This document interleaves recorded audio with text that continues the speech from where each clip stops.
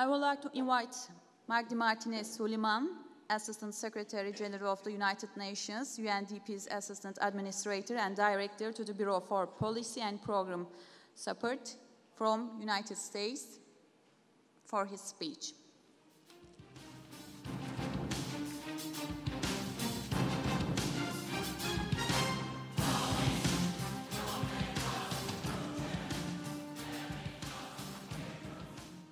Good morning, ladies and gentlemen, esteemed representatives of government, private sector, distinguished speakers, ladies and gentlemen, all protocols observed. It is an honor for me to join the inaugural session of the 8th Bosphorus Summit, which has become a very recognized platform of cooperation to discuss topics of global importance, ranging from sustainable development, trade and finance, to urban transformation and humanitarian action.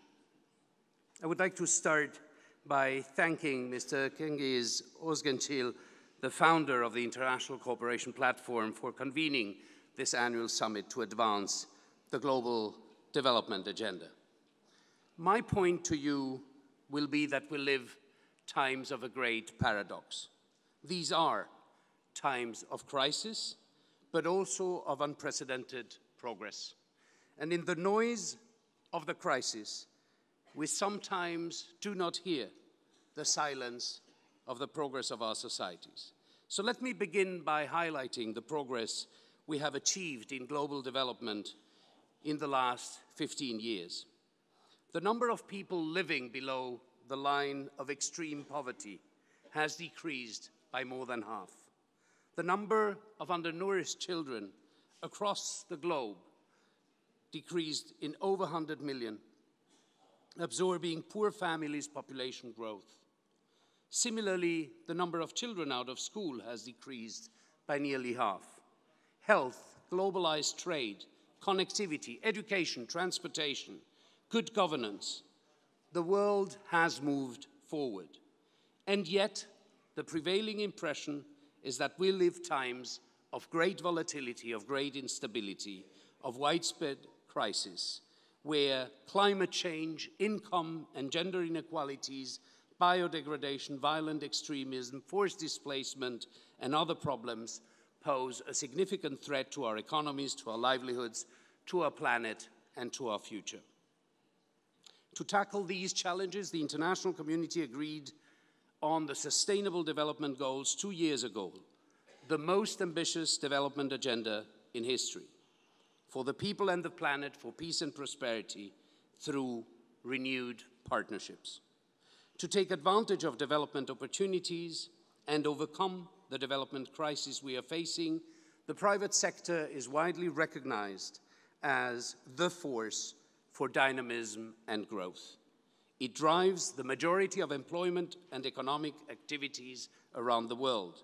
It produces most goods and services that we use and consume, and it supports public finance through taxes. It is the main source of innovation for our societies. Realizing the innovative capacity of businesses, UNDP collaborated with the government of Turkey to set up the International Center for Private Sector in Development 4 years ago here in Istanbul to strengthen the role of the private sector in development. I want to recognize and thank the government of Turkey for this excellent partnership, because we see high economic value in sustainable development.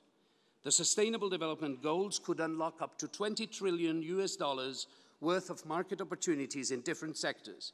This could be accompanied by the creation of 10% of jobs for the forecasted global workforce in 2030. In short, sustainable economic development is a huge, possibly the largest business opportunity we have in front of our eyes. The private sector, though, will not be able to tap into these vast opportunities without availing itself of the necessary skills and competencies.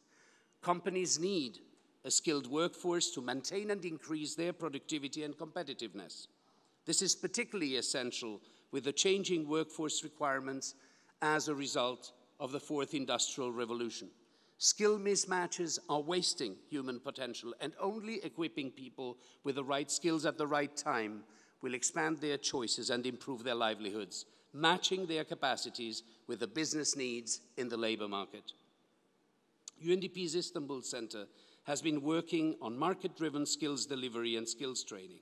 It has offered good practice examples from Turkey and India and other many countries, and partnered with global corporations on developing skills for disadvantaged groups.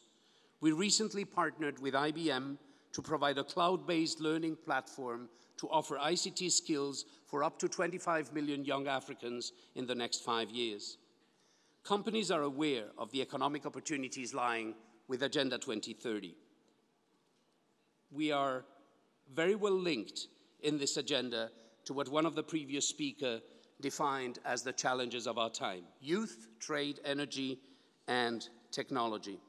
At the same time, we are facing a lack of adequate financing for the SDGs.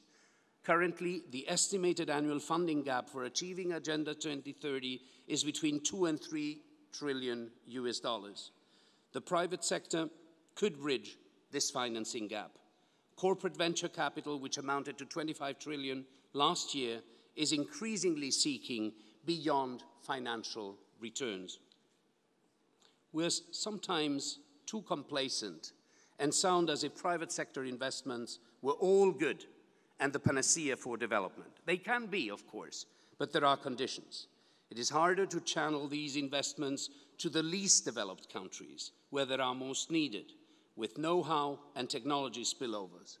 Foreign direct investments to least developed countries remain low, failing a further 13% in 2016 to $38 billion. Private capital is still largely looking for very short-term gains.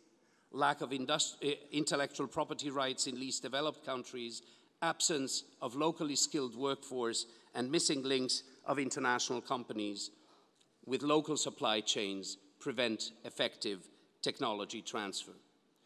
The Sustainable Development Goals, ladies and gentlemen, are our joint responsibility.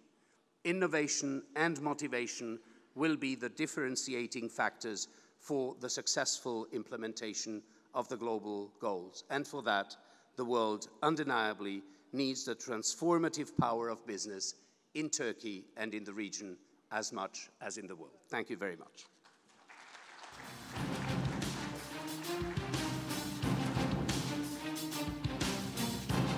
I would like to invite Mr. Cengiz Özgencil, founder of ICP, to deliver his plaque to Mr. Martinez-Solimán.